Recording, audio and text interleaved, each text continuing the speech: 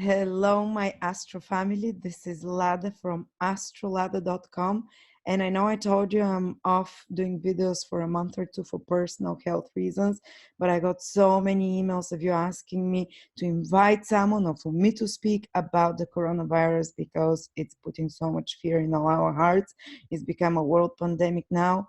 And God sent me this amazing lady that I've basically invited today, PhD Dr. Lehman.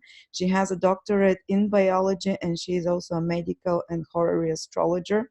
And I have invited her for you here today to share her outlook on the coronavirus and how it's going to proceed over the next year or two. Hello, Dr. Lee. Hi, and thank you for inviting me. Yeah, your article was so on point. It was so basically professionally done. So I thought you would be the best person to invite. So can you lead us through what is happening? Just follow. Yeah, I'm gonna, just as we talk about this, let me share my screen, because I'm gonna talk charts, and we're astrologers, so let's do it, right? Um, the thing about the virus, and let me just talk about why I'm showing you what I'm showing you. So basically, when you encounter something that's worldwide, something that's not at a personal level, we have to shift to mundane charts instead of doing personal charts. And, if, for example, if you wanted to examine your chart from the standpoint of, are you likely to get it?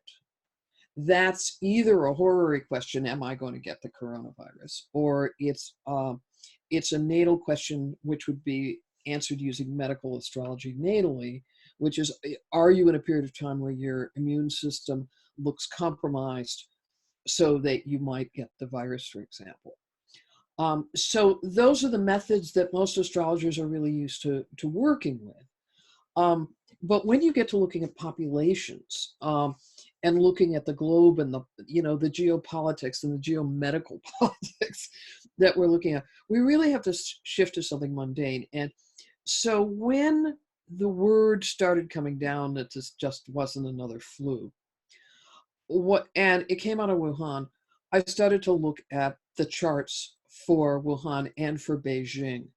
Now, a little thing about doing the various ingress charts. We'll talk a little bit about how it differs from doing natal charts, I'm sure, as we go along, because, you got any questions on this, please ask me. So what we knew last December when I first started to look at this was there was a new virus coming out of Wuhan. What had been said, and at that point, we don't know rightly or wrongly, it's just, this is what we know, was that it was a virus that was a coronavirus, which, as a biologist, I recognized what that was. It's very much related to SARS, which was a virus that went global back in, I believe it was 2002, lasted 1 year, and then never really came up again. So at this stage, we didn't know how serious it was, whether it was going to be for more than 1 year, or whether it was just going to stay in China. So that was kind of the look. Now, I had been writing a fair amount on the upcoming Jupiter-Saturn conjunction. And what your audience may not know is that in Europe, when there was the Black Death in the Middle Ages, and this was a horrendous deal. I mean, Europe lost over half of its population over the course of about 5 years. The pest came up, it's thought, from Egypt, transmitting through Italy, which, we're now talking about Italy in terms of this thing, so it's kind of like there's a resonance here, and just decimated Europe. Well, this being the Middle Ages, the Pope and some of the other, big wigs asked the University of Paris faculty to examine what caused the Black Death, because nobody had ever seen something like this before. And the doctors, and especially one by the name of John of Essendon, concluded that this pest, this Black Death, came about by a Jupiter-Saturn-Mars conjunction in Aquarius. Wow. Okay, well now, those of you who are following the 2020 general astrology know that in December we're going to have a Jupiter-Saturn conjunction in Aquarius. Mhm. So, I had begun looking at that well over 20 years ago, and knew, because of the fact that I, have studied history, taught history at one point at Kepler College, that we were going to have another freaking Jupiter-Saturn conjunction in Aquarius. And so the idea that there could be some sort of disease associated with that was already in my mind, because in my specialty is classical astrology, so I'm looking at the old texts anyway. And when they talked about epidemics, they talked about specifically Jupiter-Saturn conjunctions in Aquarius, or alternately Mars in Aquarius. So I was already thinking about this period. One of my students several years ago, who's a chiropractor in California and an astrologer, had looked at this period, and she said, "Lee, this kind of looks like the 1918 flu pandemic, this period." So as you can see, it's something where if you know the method, you start to realize that there was some real serious danger going into 2020, that an epidemic was a possibility. So when I heard about Wuhan, the antenna went up, and I said, we've got to look at this.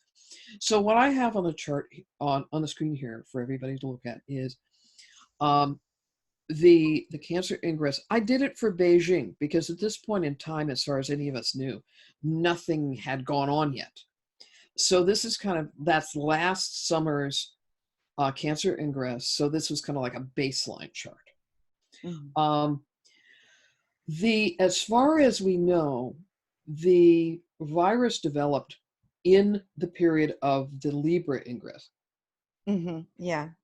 So what we want to do, first of all, is decide whether that's really true astrologically. And then, of course, we're now under the Capricorn Ingress, and we're about to go to the Aries Ingress in a fairly short period of time. So what we're looking at here in the Cancer Ingress is actually and this would be, when you're doing Ingress charts, you typically do them for the capital city of the country you're looking at. Mm-hmm. So hence Beijing is the completely appropriate one. We see Neptune on the horizon. Nice. So now remember, when you're doing mundane interpretations, you can use all of the less positive meanings of the planets. It's different when you're working with masses of people, because unfortunately you've got a bit of a least common denominator effect. Yes. And so you got the stereotypes. So when I saw the Neptune, I'm thinking infection, yes. I'm thinking deception, I'm thinking mystery, mm-hmm. I'm thinking a kind of a collective reduction in, if you will, the immune system of the country here. Mm-hmm. Neptune. Absolutely. And definitely the possibility that something is going on behind the scenes. Mm-hmm. So, and we see there the moon is in the 12th house, which is another indicator that there's something going on behind the scenes. Mm-hmm. The sun is in the 4th, which of the 4 angular houses, the 4th house is the least public. It's the midnight idea. It's, again, if you want to hide something, do it in the middle of the night. Mm-hmm. So what I would say about this chart is there's a sense that something's going on that isn't quite, as we might say, on the level, that isn't quite something that you want to do in the public eye. Now, my first reading of this chart would be, and it's going to have an impact on the finances of the country. Because when you're looking at a mundane chart, you're looking at the 2nd house. It's the money of the country, not the money of the individual. So that's saying a sudden hit. Now, Uranus doesn't argue yes or no. It basically says sudden change. Mm-hmm. So Now, when I look at the sixth house, I'm not really seeing anything, quite honestly, because it's ruled by the sun, which, just because this is a solar ingress, makes it a bit more important. The sun is in an angular house, which makes it a bit more important. But there isn't really anything here at this time. So based on looking at the Cancer ingress, I'm completely comfortable saying the disease had not happened at this point. Mm-hmm. Okay, however, what we don't know is whether this Neptune had anything to do with what was going to come, Mm-hmm. or whether this Neptune effect was relating to something entirely different. So we can't make that conclusion, but certainly the conclusion I made was, no, the virus was not really there at this point, or at least there as a disease manifestation. I mean, we know the virus had to be there on some level. Okay, so now we move to the Libra ingress, and bang, there's the moon in the sixth house, conjunct the north node, which in Western interpretation tends to mean that the effect of this is magnified. Mm-hmm. Classically, the north node was considered a benefic, and the south node was considered a malefic, but the benefic part was simply that you tended to get more of it. Mm-hmm. So This. yeah, and so now, and remember, the difference between looking at the first and the sixth when you're doing medical is the first is the vitality and the health. The sixth is literally disease. Mm-hmm. So on the one hand, the moon is in a very strong sign, it's in Cancer. And so, but on the other hand, this is now applying to disease. Mm-hmm. And with this being in Cancer, I'm also thinking wet. Okay, Mm-hmm. quite literally, because we're dealing with a water sign.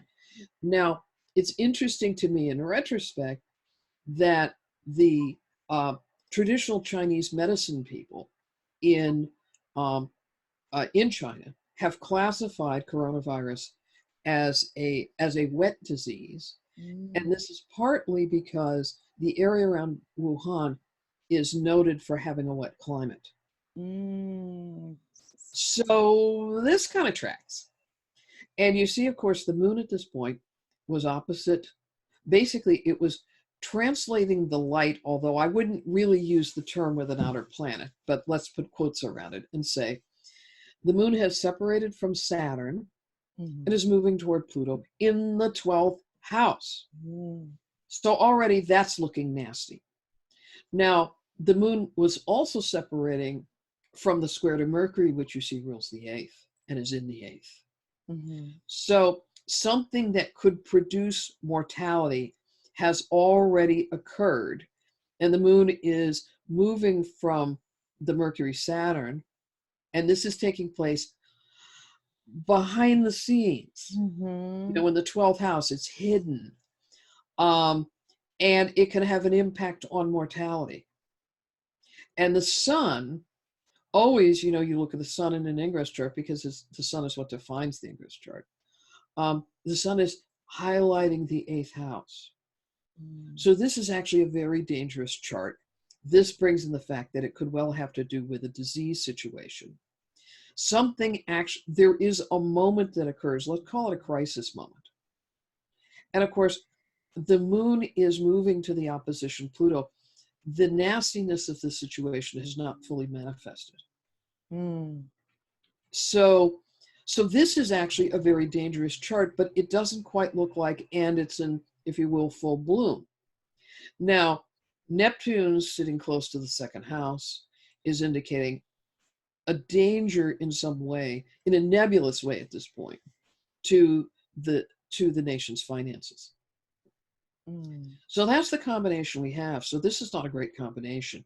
And, you know, 6, 12, the two collectively are often what we talk about with disease. Diseases. So now we go on to, now actually what we now know is the first cases of the virus occurred under this configuration. Mm-hmm. And so this idea of it being nascent, it being unknown, is already here. And of course, now we understand from certain reporting that at this point, any doctors who started to notice that this was going on were basically silenced. They were chastised. Mm-hmm. They were given reprimands. They were told not to talk to their colleagues about this. So this is and at the same time, there isn't an epidemic raging right here. So Yeah. we move to the Capricorn Ingress.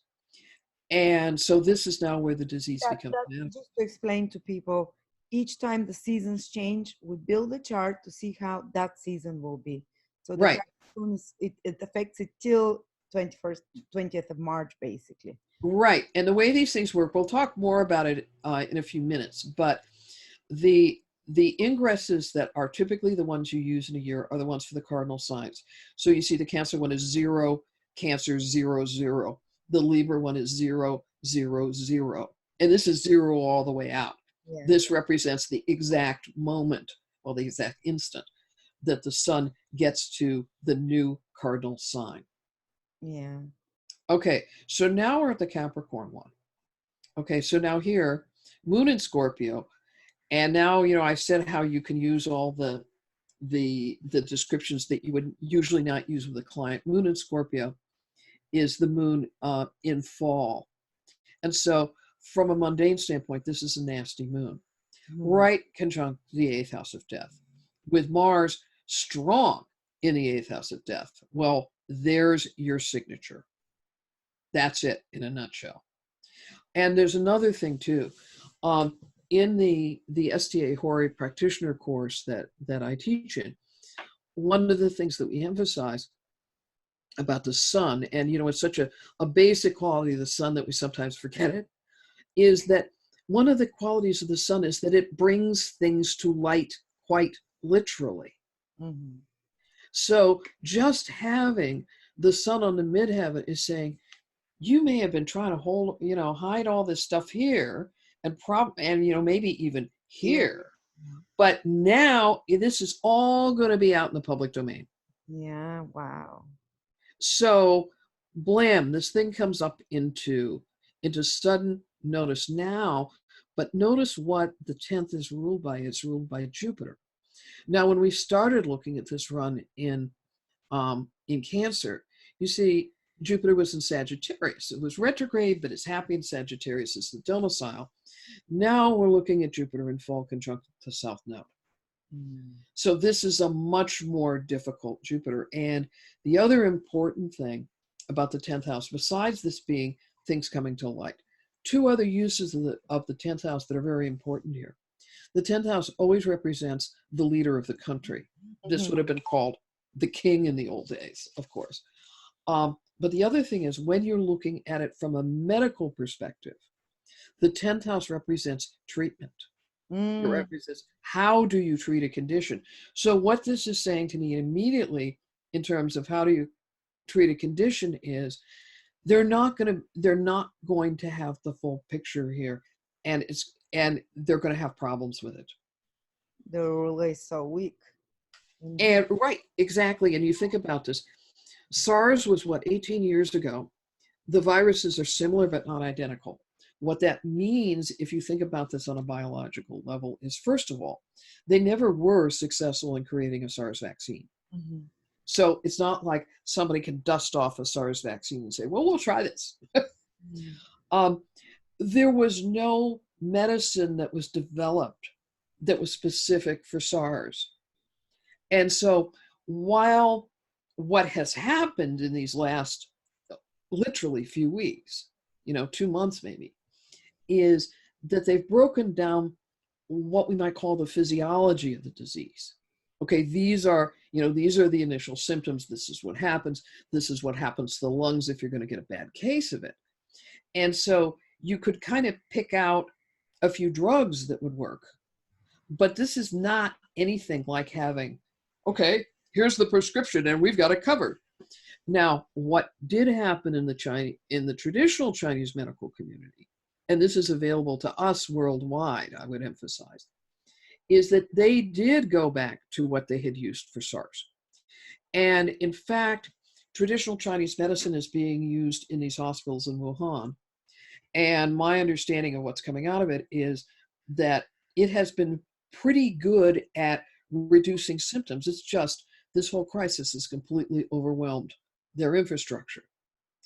But there are Chinese medicines that seem to be able to work against many of these stages. There's also traditional Western herbalism that it has been developed to look at these various stages.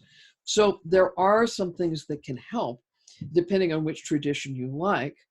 But the other fact about vaccines, first of all, I'm going to say flat out, no one in astrology knows of a method to say, this is the moment the vaccine will be developed, if it will be.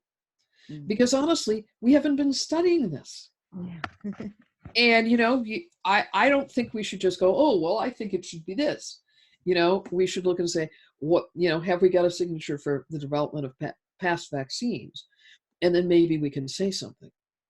But on a strict logistical level, it's rare for a vaccine, extremely rare for a vaccine to be developed in less than a year. Mm-hmm. So that's part of this background too. So here's where we are. It's nasty. And this is like the origin point. And that's part of why we're interested in China. So far, of course, they've had the worst hit, but also this was the origin point of the disease. Yes, the birth. So we go forward to the Aries Ingress. Now it's the Aries Ingress, which is actually the chart of the year. Because, as tropical astrologers, our definition of our zodiac is that the sun comes to the vernal equinox at 0 Aries 00. So this is like our year chart. Sun in the 10th house, this is going to be out in the open with a whole bit of mystery and possibly deception, again, using our mundane words, associated with Neptune, which can have to do either with what the chairman is saying or with how the treatment is going. But the moon and Saturn are sitting in the 8th house. And Saturn has just at this point, as we know, separated from Pluto.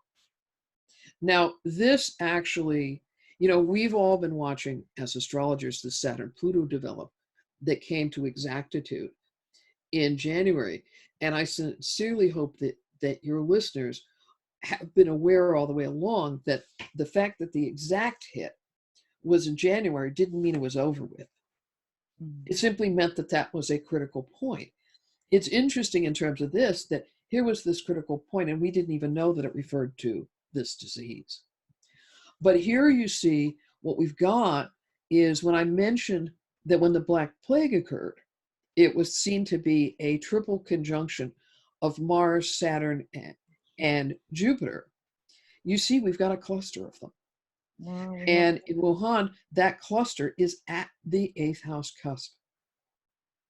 Now, the other thing I mentioned, those of your listeners who might know the works of Ivy Goldstein Jacobson and Barbara Waters will remember that Barbara Waters talked about the degree of the nodes.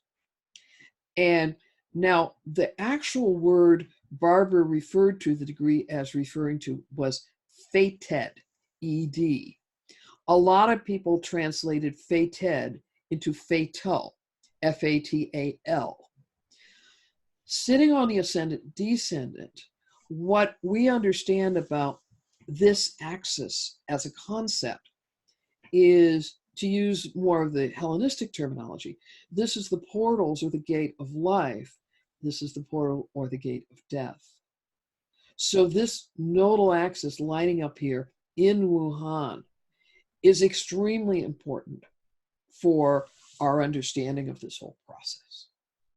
So what I'm basically saying here is this was not just a trivial situation in Wuhan. It was a very serious one. And the fact that you've got this angularity, the fact that you've got this series of hits, the relationship to the 8th house, this is what we're looking at as far as then what happens in the world. But the other thing, and many of you have probably not done this, so I want to kind of walk you through this so that you can understand this and then apply this to other situations as well, is that what happens with an Aries ingress, and think about this, it is a time, okay? The time here was 11:49:33 a.m. in -8 time zone, which is all of China, for the day, March 20th, 2020, just in a little bit of time. Well, what this means is the Aries ingress in every other place in the world, the planets are in an identical location, but what changes are the houses. Mhm. Okay, so what we can do now is I'm going to show you basically a very similar set of charts for Washington, D.C. Mm. And what I have here, I think I've got the later one. Let me see if I did that here. Okay, no, let's look at it from here on out, because it didn't start. The disease didn't start with us. This is what we're going to be looking like for the next 4 years in the United States. Again, talking about the United States as a unit, we talk about we give the location as the capital of the country. Yeah. Now, let me mention another thing, which is like solar returns. Ingresses have a tendency to bleed over and have a transition zone. This chart actually is already in effect. It's Mm. just phasing in Yes. because, the last couple of weeks. Okay, so here we have in the second house, the South Node, the part of fortune, Mars, Jupiter, almost exact, because that's another thing we've got this year is a Mars, Jupiter, and Capricorn, where Mars is exalted in Capricorn, Jupiter is in fall. So it's a really dicey one. And of course, it's conjunct Pluto. So now this whole mess we've been talking about is being associated with the second house. Money. So literally, if you want to read this chart, you can say a sudden event, Uranus, having to do with disease has an impact on the finances of the country. Wow. Wow. So when I looked at this chart, my conclusion was, yeah, we've got a disease running. The fact that it's fixed on the house cusp means it will take longer to clear the disease. Okay, you see how we've got a fixed sign rising. We've got a fixed sign on the 6th. So this disease is not going to be a 2-week wonder. Wow. But the major effect is financial. Now, unfortunately, of course, this doesn't predict what happens for every individual. We're talking very broad brush when you're talking about a country. But as a disease situation, it does not look as bad as Wuhan. Good. So it's gonna be more contained here. It's going to be more contained here, but it's not, it's not, as I said, it's not going to be over with quickly either. Yeah. And the So, and you can also say, remember what I said about the 10th house. It can be the method of treatment or it can be the head of state, because that's always a default for the 10th. Mercury in Pisces, not a good job. Okay. Mercury is not only in detriment, it's in fall. So decisions have been made which have not been good decisions. And that's likely to continue. Wow. So you see that applying to Uranus and you think, okay, there's still some issues to go on here. Yeah. But anyway, that would be the primary read. And you notice the sun's in the 4th. Now, this again, it's the least public of the angles. So in a sense, this is another piece of maybe this really isn't getting dealt with as quickly as it could be. Mm-hmm. There's going to be too much of a tendency to hide the results. That's kind of like the default position here. Wow. Because if everything were out in the open, it would be up here. Yes. Yes. So what I didn't do before, and let me just show you this for China before we continue on to the US with this. This is what things look like in China for next year. Now, next year and the year after. I did it for Beijing because SARS did not come out of Wuhan. SARS actually came out of the area right near Hong Kong. So if we're considering China as far as what's their disease situation in the future, By this stage, if it's still COVID-19, it'll be showing up in the Beijing chart anyway. There's only like a 1 or 2 degree difference on the angles, so it doesn't really matter that much anyway. But there could be, my assumption, if I'm looking at the disease situation in China, is when you're talking about next year, many of these respiratory viruses either mutate, or you can get a different respiratory virus or a different virus, period.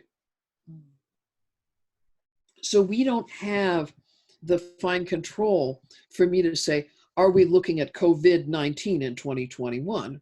Yeah. Or are we looking at something else that's also affecting disease patterns? So I want to keep everybody aware that what I'm saying isn't necessarily COVID. But my question now at this point is, what does this look like as a disease process over time? Well, now what we have is we have Neptune associated with the descendant. Okay, now the descendant can be your open enemies, but also with since we're coming out of a period where there have been deaths from this, and we're looking at kind of post-epidemic. I'm thinking this Neptune is associated with death. Here we've got the moon up at the 10th, which says to me that whatever is going to happen is going to be more in the open than it was at the beginning of the crisis this year. But the sun's in the 7th. It's like the view is outside. We've got Saturn ruling the 6th. We've got Mercury, which is ruling the 10th, in the 6th. So interesting point there. If this has to do with the therapy of the disease, what they used to call physic, with the moon there, I mean, we're already should be focusing on this. It's almost like what they're doing may actually make people sicker. Oh, wow. So what this could represent is, an attempt at a vaccine that doesn't work. That would be one thing, or trying to develop some other therapeutic procedure that doesn't work. So that's not so great. We've got Saturn ruling the 6th house. Now, Saturn's in high dignity in Aquarius. I mean, that's the good part of it. But on the other hand, this is long drawn out disease. Mm-hmm. And the moment you look at one of these charts and you see a focus on the 6th, you're thinking, that could mean that there's disease issues going on. So we've got a theme. Now, what we have also, and let me point this out, is Venus is really the 2nd. You saw in the charts we're currently dealing with that there's some real challenge to the Chinese economy.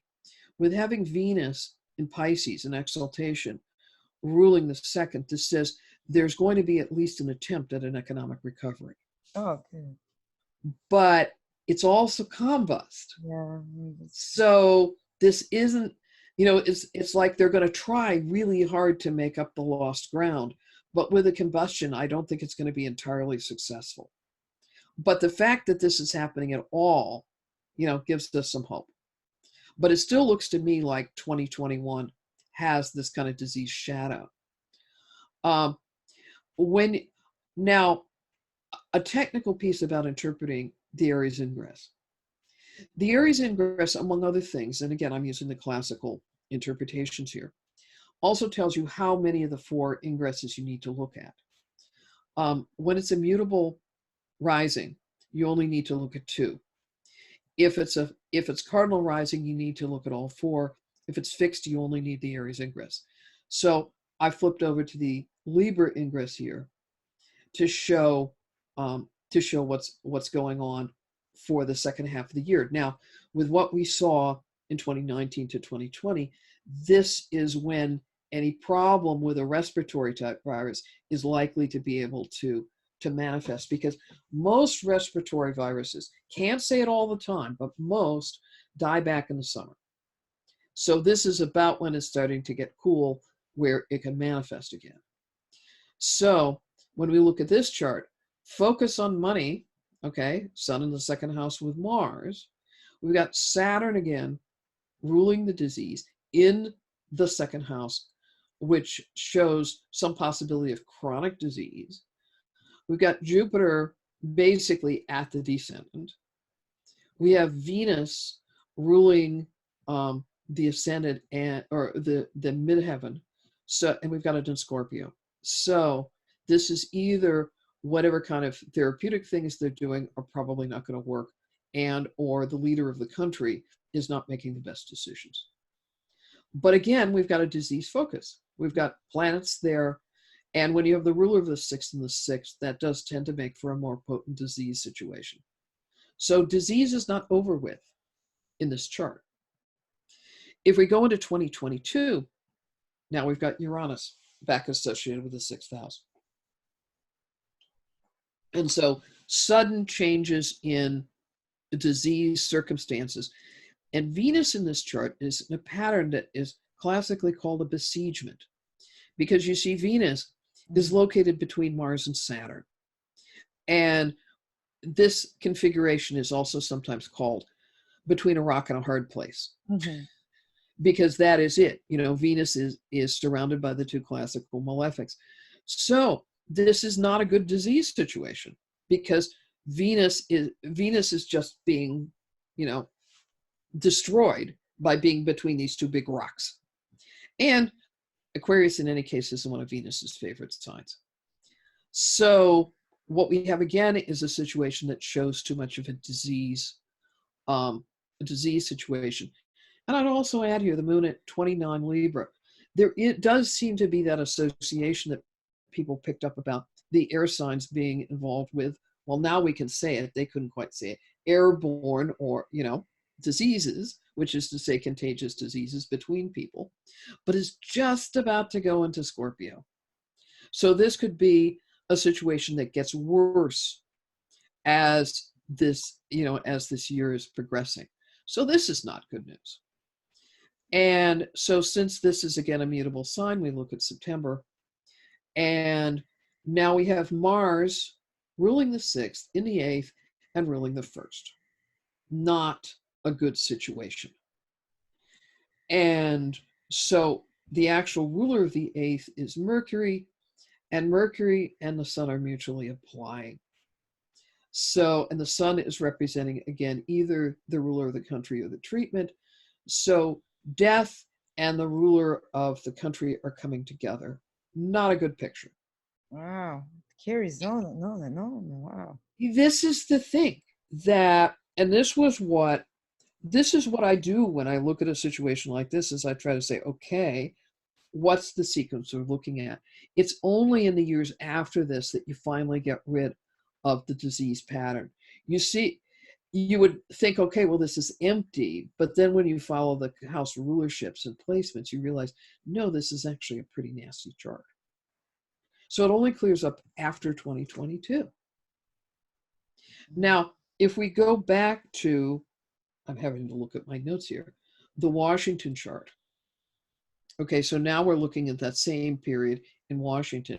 Now, you don't see anything associated with the 6th house. The moon here is in Gemini. Now, classically, Gemini was considered to be not a good sign for the moon. I think basically because Gemini is between Taurus and Cancer, which are the two signs the moon really likes. And so it's in Taurus, then it gets into Gemini, and it's like, what's this? And then it's just get me to Cancer. So this idea, you know, natally, I don't think that idea is something that the people who are listening with Moon and Gemini have to put too much thought into. But when you get into a mundane chart, something like this becomes more important.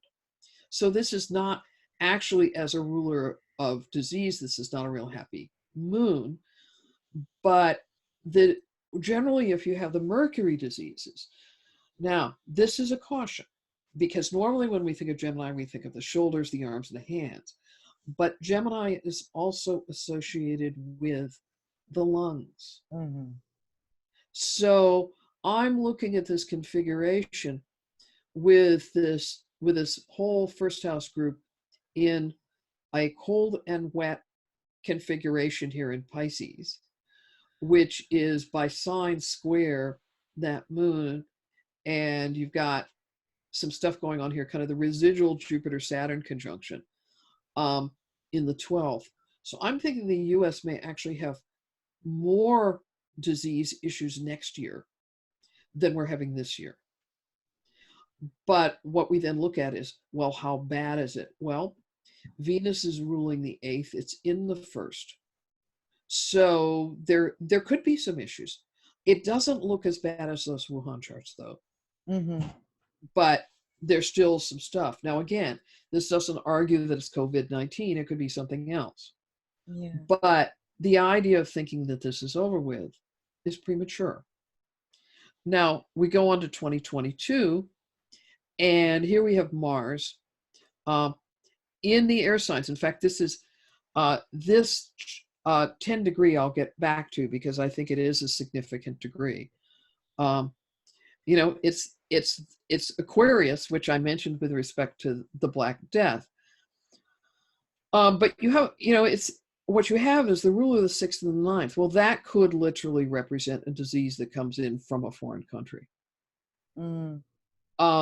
You've got Saturn there in the configuration ruling the 8th. You've got Pluto in the 8th.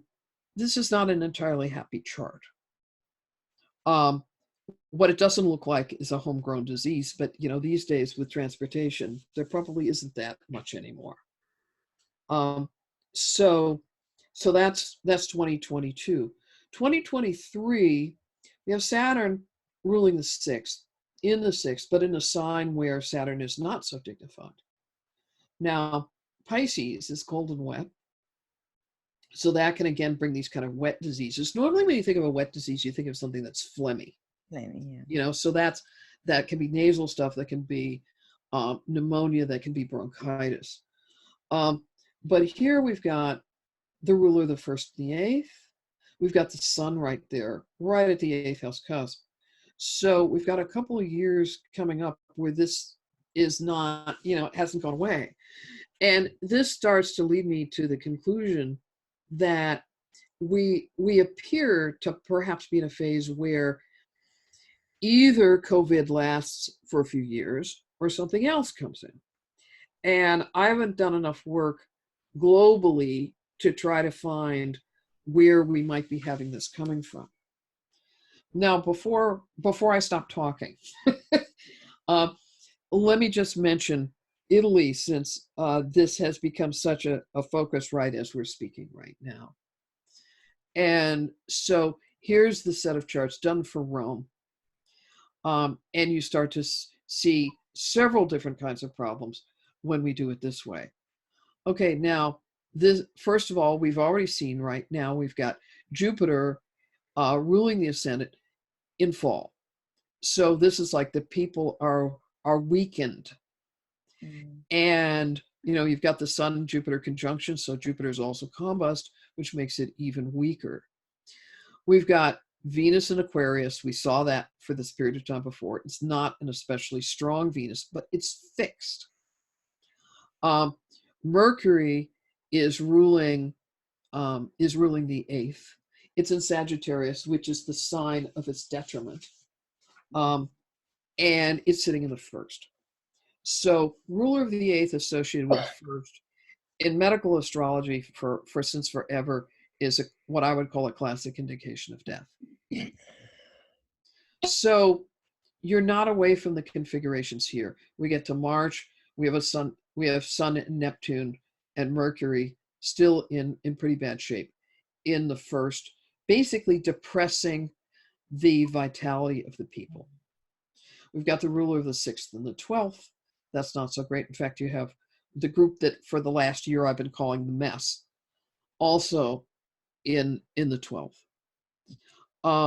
Now, as far as Italy's configuration is concerned, we go in, you know, December this year. Now, this is almost exactly at the Jupiter-Saturn conjunction, which is a whole other chart we could be looking at.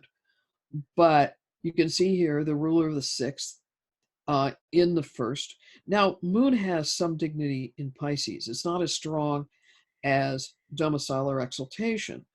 But it does have a little bit. If you just think about the fact that it's the Moon in a fertile sign, which it likes, in a feminine sign, which it likes, you kind of get the idea. And now Jupiter has, moved out of being in fall into a sign, into a masculine sign, not its absolute favorite air sign, you know, but it's recovered some.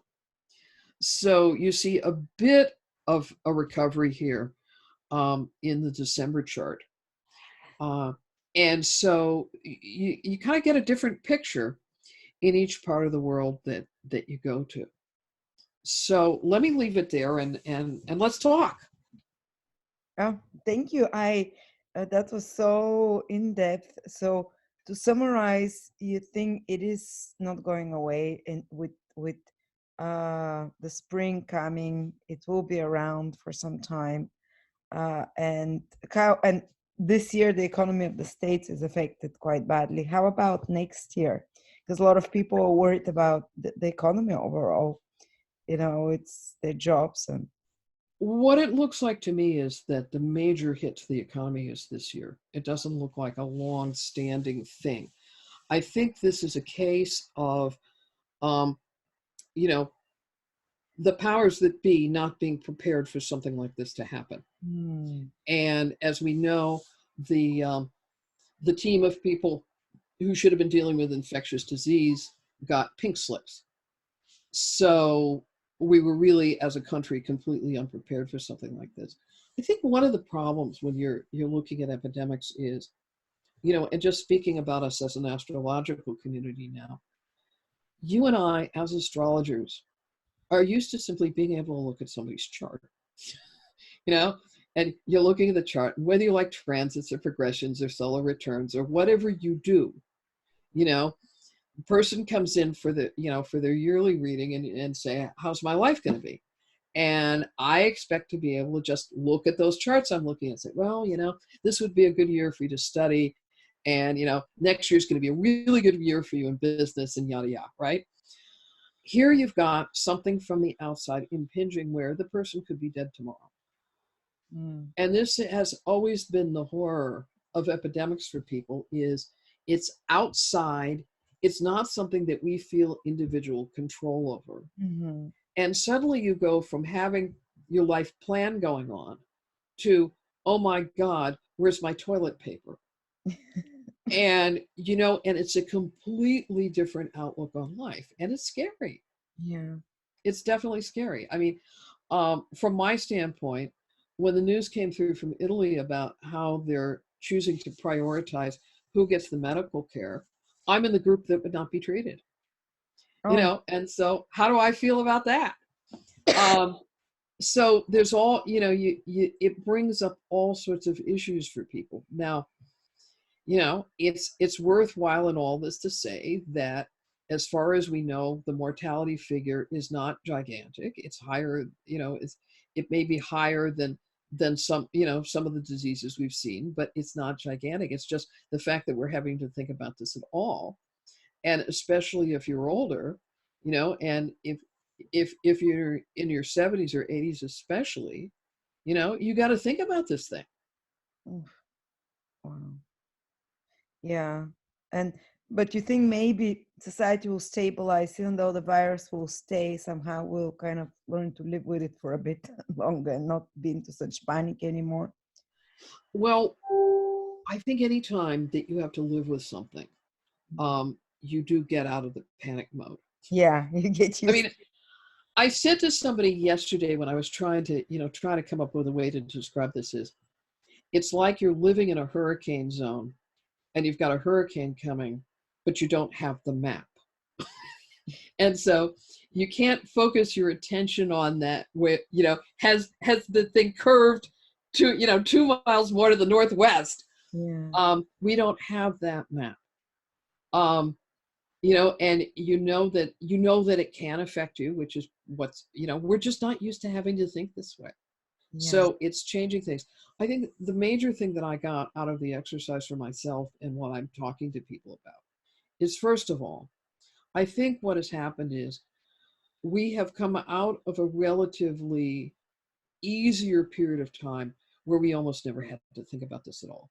Mm. And whether this is COVID or whether it's something else, it looks like we're going into a 3 or 4 year period where we're going to have to think about this periodically. Maybe not so much in the summer, but in the winter. And the people who are going to have to think about it especially are people who are older or people who are in poorer health. And then there are going to be the occasional flukes. Um, so in my own case, you know, how I have taken this is to say, okay, since among the things that happen in an epidemic is that the healthcare system, all portions of it, get overwhelmed. What can I do? Mm-hmm.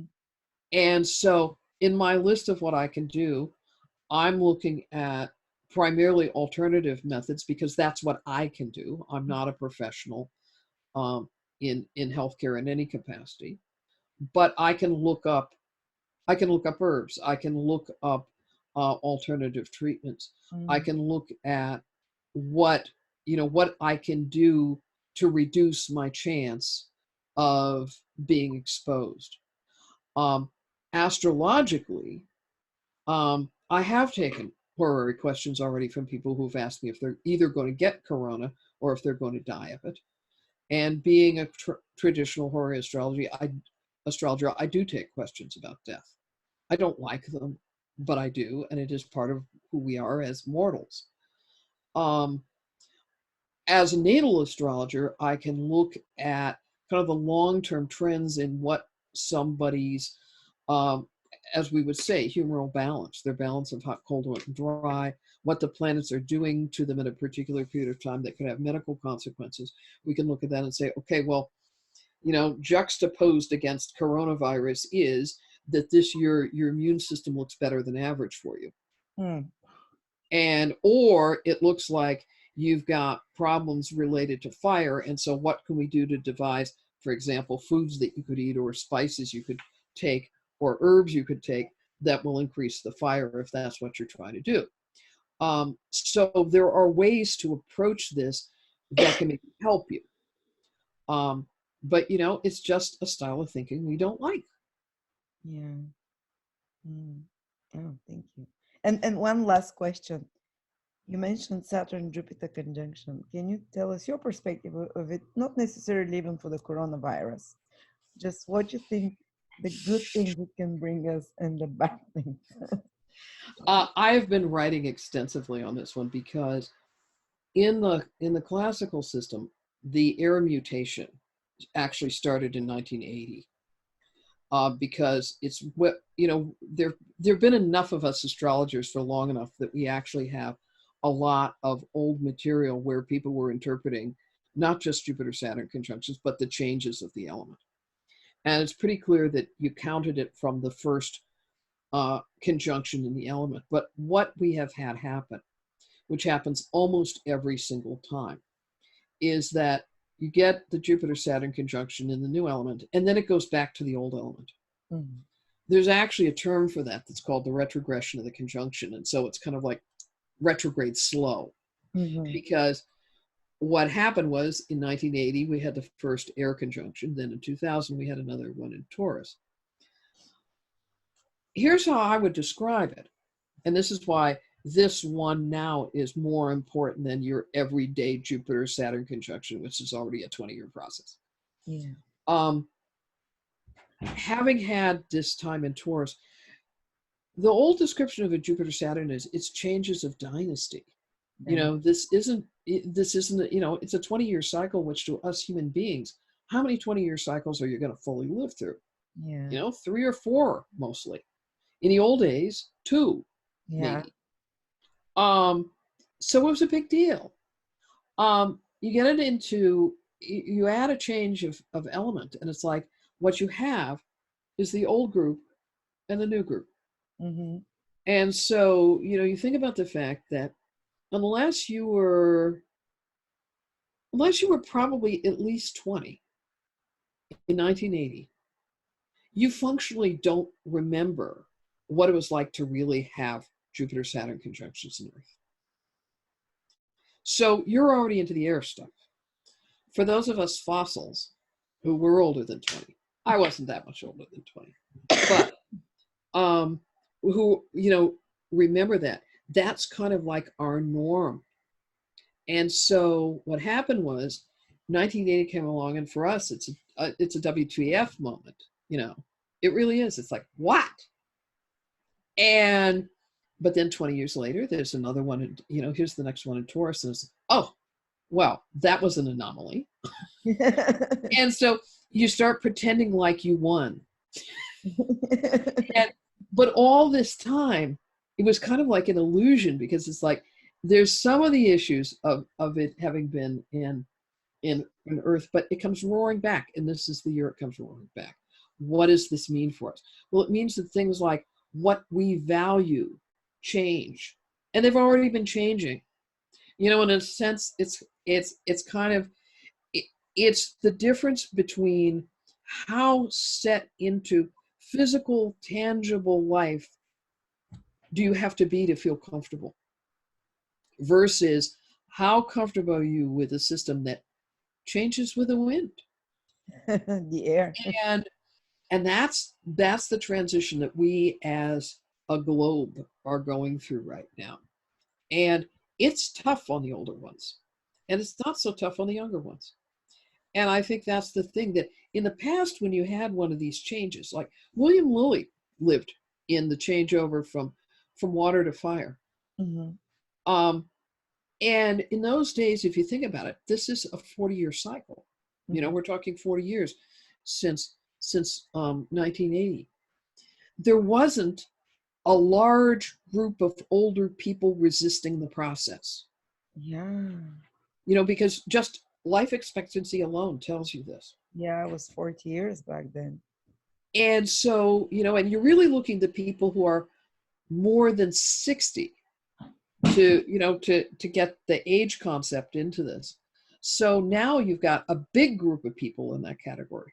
And in Lily's day, you know, it was a small enough group that it didn't represent a kind of a drag on the process. Now, I think this is one of the first things. I think what's going to happen is a lot of things are going to click into place in after December.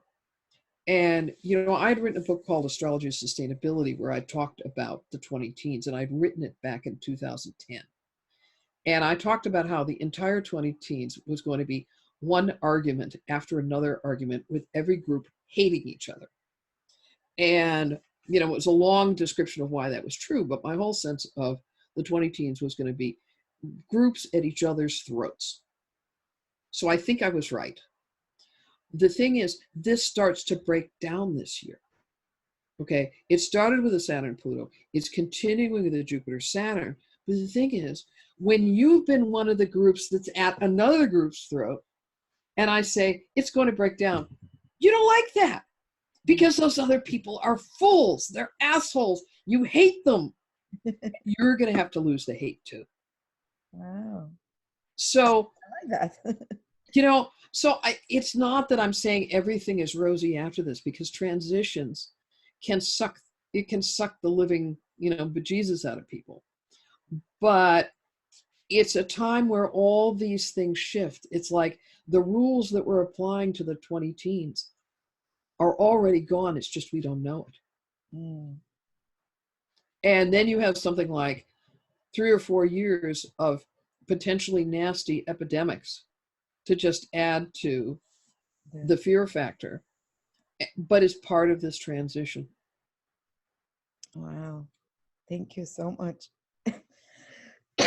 Sorry about that. Still recovering, but thank you so much, Lee. That was so You're welcome.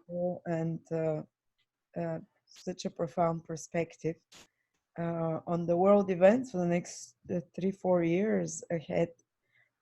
Thank you for preparing us, and maybe I'll invite you another time to teach us quickly how to, maybe just with a few advice, how to check our immune system astrologically. If we're in the danger zone.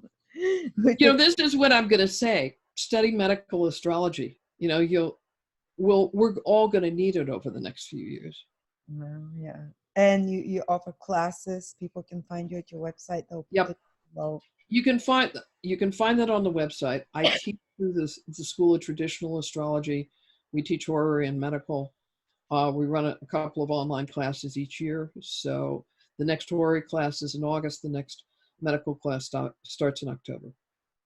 Thank you very much. You're And welcome. yeah, and we'll catch up hopefully soon again.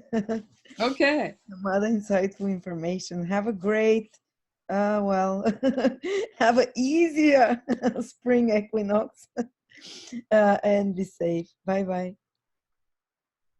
Okay.